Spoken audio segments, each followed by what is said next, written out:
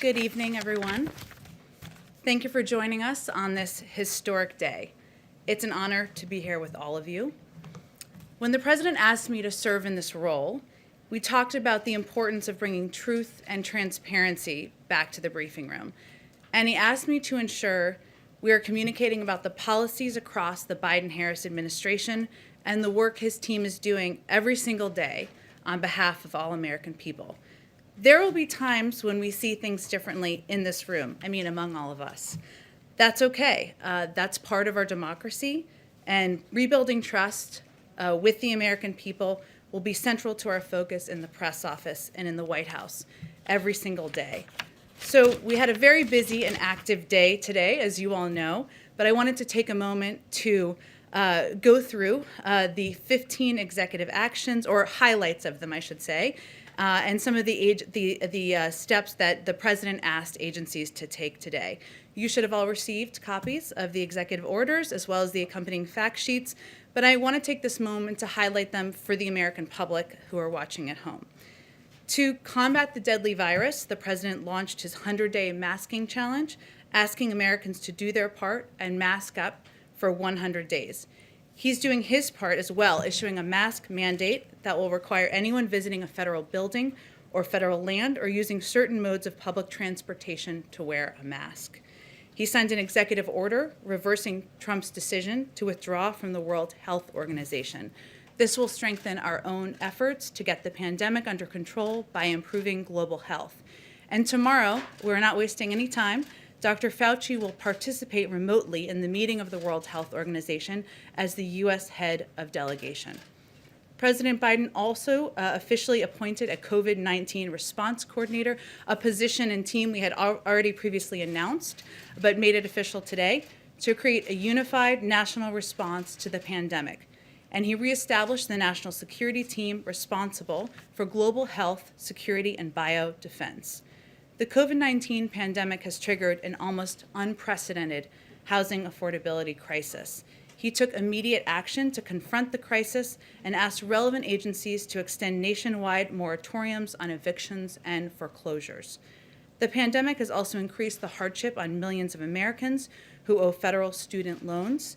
In response, the President asked the Department of Education to extend the pause on student loan payments and interest. He rejoined the Paris Climate Agreement, putting the United States back in a position to exercise global leadership and advancing the objectives of the ambitious agreement. Sorry, hope you're comfortable. There's a few more. And a second broad executive order will roll back harmful regulatory reversals made by the previous administration to protect public health and the environment. This order protects our nation's treasures by reviewing the boundaries for several national monuments, places a temporary moratorium on all oil and natural gas leasing in the Arctic National Wildlife Refuge, and reestablishes the interagency working group on the social cost of greenhouse gases. He also launched a whole-of-government effort to advance racial equity and root out systemic racism from federal programs and institutions.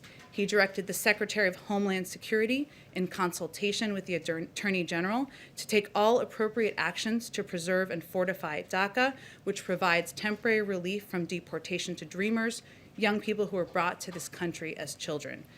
The President also put an end to the Muslim ban, of policy rooted in religious animus and xenophobia. He signed a proclamation effective immediately, halting further funding or construction of the previous administration's border wall and terminating the so-called national emergency used to wastefully divert billions for wall construction. Also today, President Biden sent an immigration bill to Congress. The U.S. Citizenship Act modernizes our immigration system. It provides hardworking people who've enriched our communities and lived here for decades an opportunity to earn citizenship. The President's priority reflected in the bill are to responsibly manage the border, keep families together, grow our economy, address the root causes of migration from Central America, and ensure that America can remain a refuge for those fleeing prosecution. With that, I'd love to take your questions. Zeke, why don't you kick us off? Thanks, Jen. First off, congratulations. And one question about your role. You touched on this a little bit at the top, but when you were up there, do you see yourself, your primary role is promoting the interests of the president, or are you there to provide us the unvarnished truth so that we can share that with the American people? Well, let me first say, Zeke, that I come to this podium having served both in the White House and at the State Department as the spokesperson there. And I traveled the world on trips to promote democracy, where I saw the power of the United States and, of course, the power of this podium and the power of truth and the importance of setting an example of engagement and transparency. So I will just state, because you gave me the opportunity, I have deep respect for the role of a free and independent press in our democracy and for the role all of you play. As I noted earlier, there will be moments when we disagree, and there will certainly be days where we disagree for extensive parts of the briefing even perhaps, but we have a common goal, which is sharing accurate information with the American people. If the president were standing here with me today, he would say he works for the American people. I work for him, so I also work for the American people. But his objective and his commitment is to bring transparency and truth back to government, to share the truth even when it's hard to hear. And that's something that I hope to deliver on in this role as well. And then just one substantive one, so we're short on time. When will President Biden begin making some foreign leader calls? Who's on that initial list? And during the transition, he didn't speak with President Putin. Does he plan on doing that? And is he going to discuss retaliation for the SolarWinds hack on the federal government?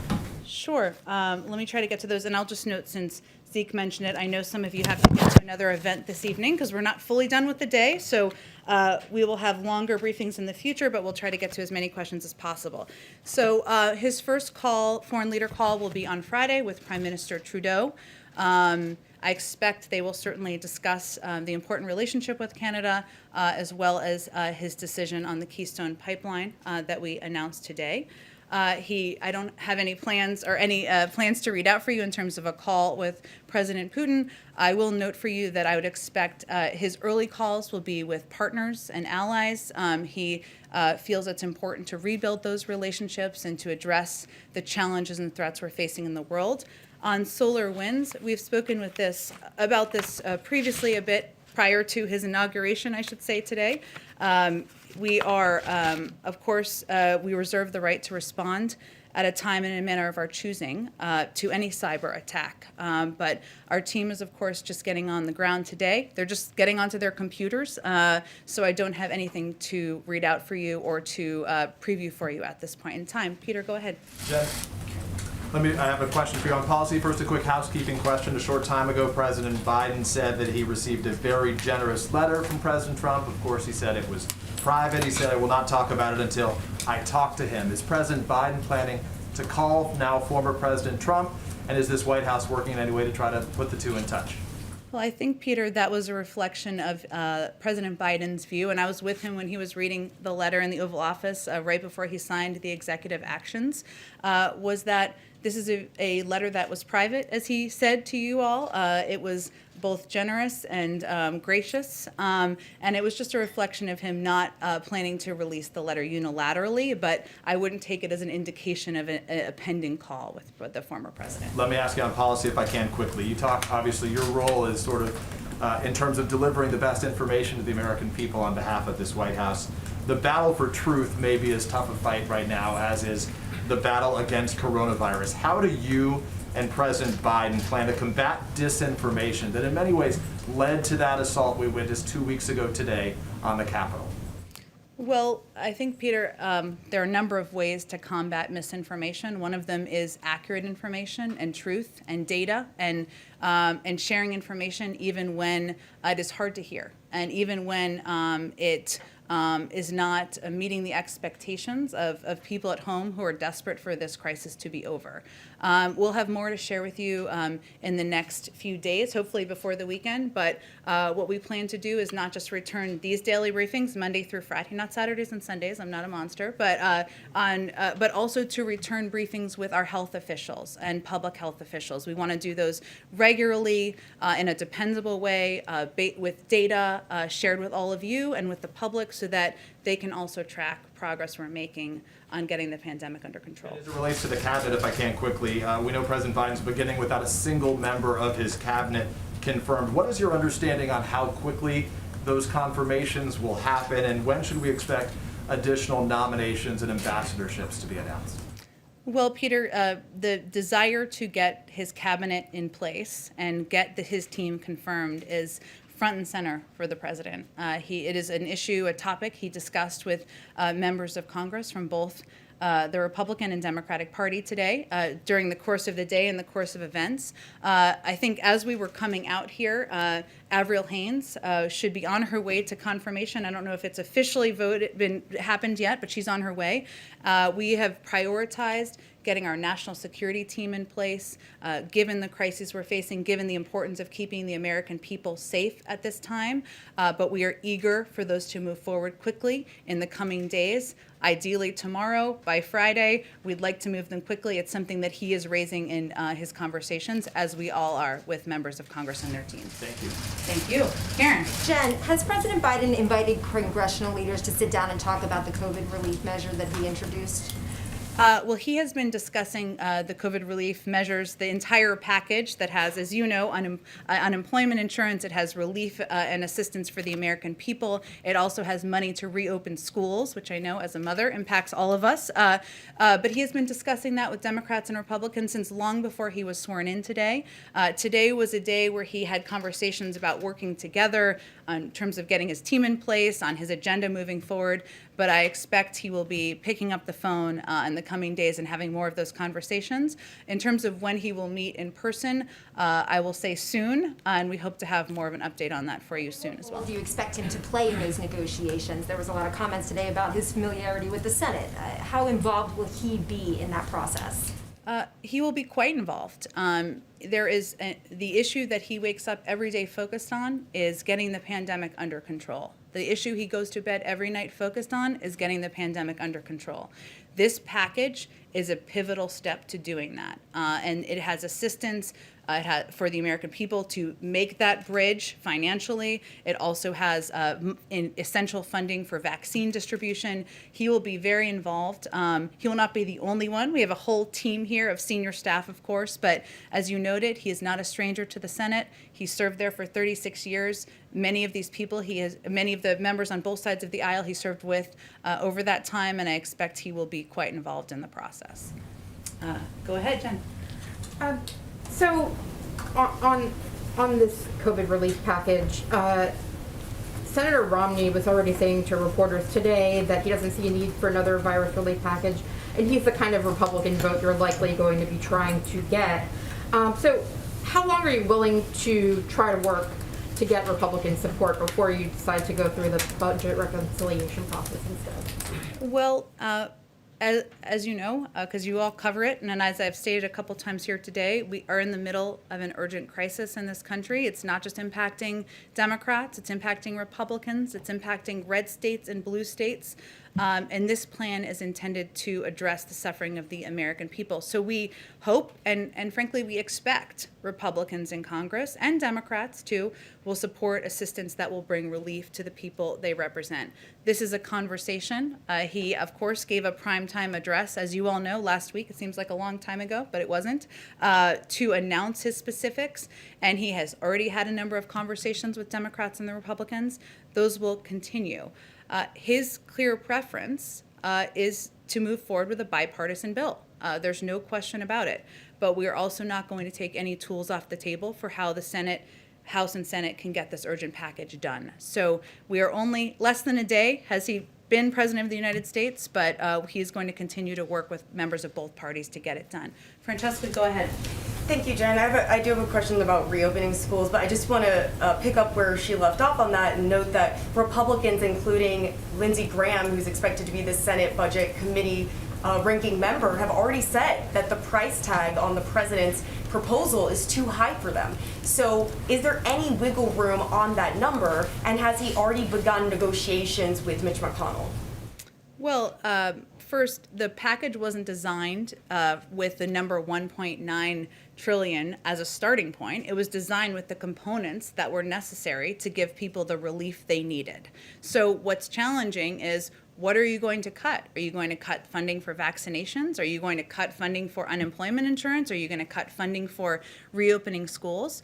But it was laid out as his proposal based on recommendations from economists, recommendations from health experts. And as you've also seen, there have been also an outpouring of support from everyone from Bernie Sanders to the Chamber of Commerce for the package and the components in it. But this is a discussion, it's a conversation, and he is no stranger to the process of bill making. So we're at the beginning of the process, and as we continue, there'll be conversations with members of both parties of what will be in a final package. And rarely does it look exactly like the initial package that is proposed. With regards to reopening schools, what level of vaccination in teachers or students or level of testing does the administration think would be appropriate in order to meet the target date that the president has set? This is a great question, and as I noted at the beginning, and as a mom myself, I want to know all the details as well. We're going to have more to share from our health experts in the coming days, and I will venture to get them in here to give you all a briefing on the specifics, but we really want to lean into them on their expertise on that front. Go ahead. I'll come right to you right next. Go ahead. President Biden promised to end all new oil and gas leasing on federal lands when he was a candidate. The order that you just mentioned that he signed today was much narrower than that. It's a temporary moratorium, and it only applies to ANWR. And there's some debate about whether he has the legal flexibility to even follow through with his full promise. Does the administration still have that commitment today to We end do, that leasing? and the leases will be reviewed by our team.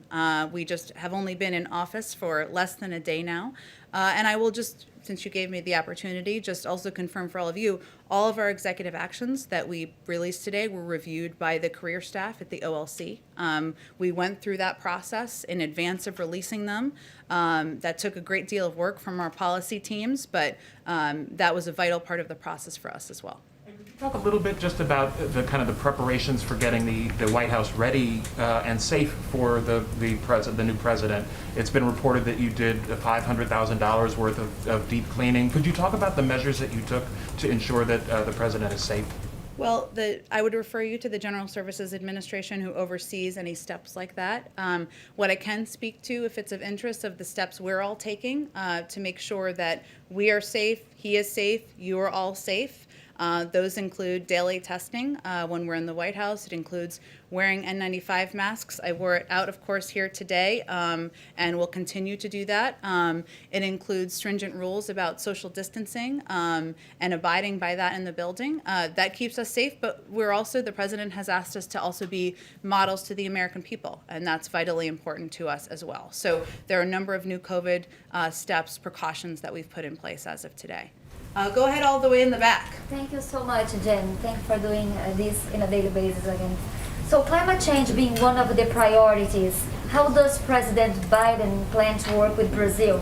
During the campaign, Biden criticized Brazil on deforestation, and then the Brazilian president criticized Biden back, and he was the last one to congratulate President Biden on his election. What is the expectation for their relationship? And does he plan to speak with the Brazilian president? Well, I don't have anything to predict for you or advance for you in terms of a call or conversation. What I can convey on climate change, of course, and addressing the climate crisis, it's one of the 4 crises that he's identified will impact his administration, is impacting not just the American people, but the global community, is that rejoining the Paris Climate Agreement is a vital step toward doing that. The United States was one of the only countries in the world, as you all know, that has not had a seat at the table in the last few years. A little technical step there is we have submitted that to the UN Secretary General, and it will take approximately 30 days for that to take place. But I use that as an example because that's one step, but we also know that we need to be models here at home as we are addressing an issue like this. The United States continues to be one of the world's largest emitters of greenhouse gases, and we need to put in place policies and take steps here to address that as well. But I'm sure we'll have more to discuss on Brazil in the coming months. Go ahead right there. What are the next steps when it comes to Iran, and does the president have any plans to rejoin the nuclear deal?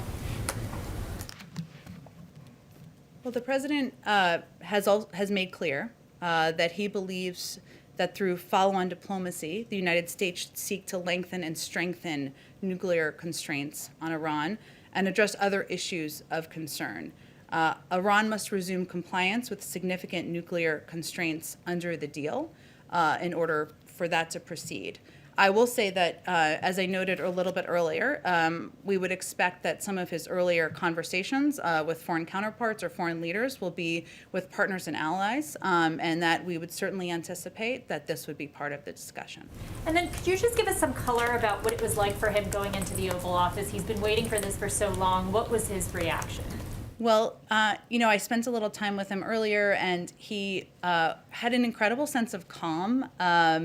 And he, and a sense of some joy, of course. He spent the day with his family and his grandchildren and his children, and that always has an impact, I think. He also said he felt like he was coming home. Remember, he spent 8 years here as the vice president, playing an important role as a partner to President Obama. And, that was the emotion that overtook him today. He's also eager to get to work. He was asking questions about policy and COVID and what's next. And that also reflects his desire to roll up his sleeves and get going. Let's see. I'm sorry, I told you I was going to ask you. I just skipped over you. Go ahead. Right. I'll take it now. So if President Biden wants a theme of his presidency to be unifying the country, does he think that Nancy Pelosi and Chuck Schumer should drop a potentially divisive Senate impeachment trial? Well, he spoke today, as you all saw, about unity in his inaugural address and the importance of unity in bringing the country together, and the resolve of the American people in helping to get through this moment. We are confident, though, that just like the American people can, the Senate can also multitask, and they can do their constitutional duty while continuing to conduct the business of the American people. And his view is that the way to bring the country together is to address the problems we're facing. And so that means getting this COVID relief package through, having Democrats and Republicans take a serious look at that and have conversations with each other about how to move it forward. And he's going to leave the mechanics, the timing, and the specifics of how Congress moves forward on impeachment to them. And a quick follow-up. On President Trump's inauguration day, he filed the paperwork to run for re-election, same day. Does President Biden have any plans to do that today, late, or in the coming days?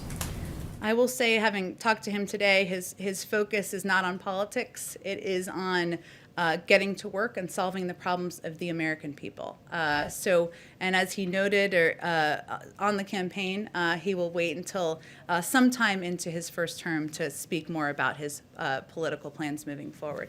Go ahead. Yeah, thank you, Jen. The president pledged today to repair alliances. Has he planned his first foreign trip yet? Well, we're only 7 hours in here. You ready for the foreign trip? I'm ready too. I don't have any details on a foreign trip to lay out for you at this point in time. Hopefully we will at some point in time. Go ahead all the way in the back. Yeah, hi, congratulations on your new position. Owen Jensen with EWTN Global Catholic Network. Two big concerns for pro-life Americans. The Hyde Amendment, which of course keeps taxpayer dollars, as you know, from paying for abortions, Medicaid abortions, and the Mexico City policy, which under the previous administration they expanded to keep tax dollars from overseas paying for abortions. So what is President Biden planning on doing on those two items right now?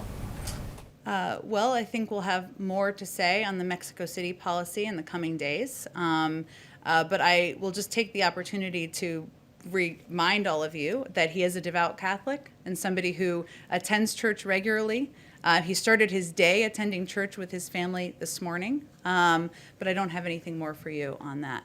Go ahead. Yeah, as president-elect, he talked about the possibilities of using the Defense Production Act to ramp up the production of vaccines. Having looked at more data, does he still feel that's necessary? Was that included, for example, in anything that he signed today? We'll stay tuned. We'll do this again tomorrow, and there may be more specifics to share on plans on COVID tomorrow. I expect there will be, including more details on the Defense Production Act. He absolutely remains committed to invoking the Defense Production Act in order to get the supply and the materials needed to get the vaccine out to Americans across the country, and remains committed to his goal of getting 100 million shots in the arms of Americans in the first 100 days. Go ahead. Thank you very much. The President talked movingly about unity today, and I've heard from people who say, well, that's just talk. They want to know what action they're going to see to show that kind of unity. Can you, Peter mentioned impeachment. Right. Can you tell us what kind of action we can expect to see that will assure people that he wants to reach out to people who voted for him and people who did not? Sure. Well, first, I think anybody who has covered President Biden for some time or worked for him or spent time with him knows that he is somebody who always sees the optimistic side of working with people who may disagree with him, people across the aisle, and that has long been his commitment and desire through his many decades in public service. So his own history tells you how committed he is. But, part of it is his words, which he shared today with the American public on quite a big stage. Also his actions. He has reached out to not just Democratic members of Congress, but also Republicans. Not just Democratic governors, but also Republicans. Not just Democratic mayors, but also Republicans. And he said today in his speech, the biggest platform most presidents have through the course of their presidency, that he will govern for all Americans. And that, of course, has to be backed up by actions, as you conveyed, but he's going to venture to do that in every policy he pursues, every engagement he has, because he feels if we can come together, we'll be a stronger country. Go ahead. Jen, will you see a death penalty moratorium under this administration? The president, as you know, has stated his opposition to the death penalty in the past. That remains his view. I don't have anything more for you in terms of future actions or mechanisms, though. I'll circle back if there's more I can share with you. On a lighter note, will he keep Donald Trump's Air Force One color scheme change? This is such a good question. I have not had the opportunity to dig into that today, given the number of executive actions, orders, the inauguration, a few things happening. I will venture to get you an answer on that, and maybe we can talk about it in here tomorrow. Jen, just one quick one before we let you go. Just follow up on Peter's question. Does President Biden believe that President Trump needs to be held accountable for the Capitol insurrection a couple of weeks ago?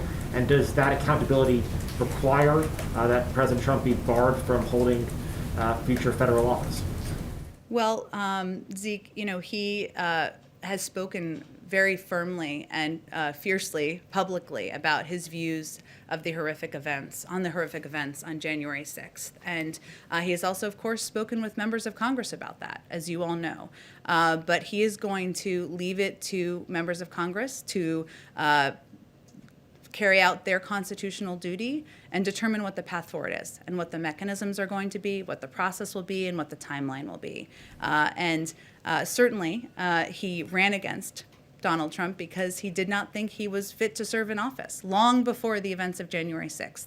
He is here today because he decided to run against him, but we're focusing on moving forward. We're focusing on addressing the issues facing the American public, and as you know, that means we're focused on our COVID package. Go ahead. If I can follow up on that a little bit, Jen, is the president being updated, first of all, on the progress of the FBI investigation? And we know the FBI is leading the investigation into the assault on the Capitol. Does President Biden have confidence in FBI Director Wray? Well, Peter, as you noted, there's an ongoing investigation, which we certainly support. I'm not sure that he has received an update today on anything about the investigation, but we certainly support those ongoing, and we will, I'm sure, be receiving updates in the days ahead. Does he have confidence in the FBI Director? I think I have not spoken with him about specifically FBI Director Wray in recent days, Peter, but I'll circle back with you if there's more to convey. Jen, the president did not mention the word Trump in his inaugural address today. What was the intention behind not making any direct reference to his predecessor in that speech? Well, I think the intention was to make the speech not about any individual elected official, any current president, former president, but make it about the American people and the moment we're facing in history right now, the struggles that millions of Americans are facing who don't have jobs, the fear people have about the health of their grandparents and their cousins and their brothers, and to make it more about the strength of the American people when they come together, and not about any individual. But as you saw in his speech, it was forward-looking. It was not meant to look back on the past. Go ahead. How does President Biden plan to recover the United States image around the world, and what is his priority globally? Well, his priority is first rebuilding our partnerships and alliances around the world and regaining America's seat at the global table. And you can see that is evidenced in his rejoining the Paris Climate Agreement, rejoining the World Health Organization, his plans to engage with partners and allies and work together to address many of the threats and issues we're facing around the world. But I think that is what you will see as his focus in the weeks ahead. Thank you, Jen. Thank you, Zeke. Thanks, Jen. Thank you, everyone. Let's do this again tomorrow.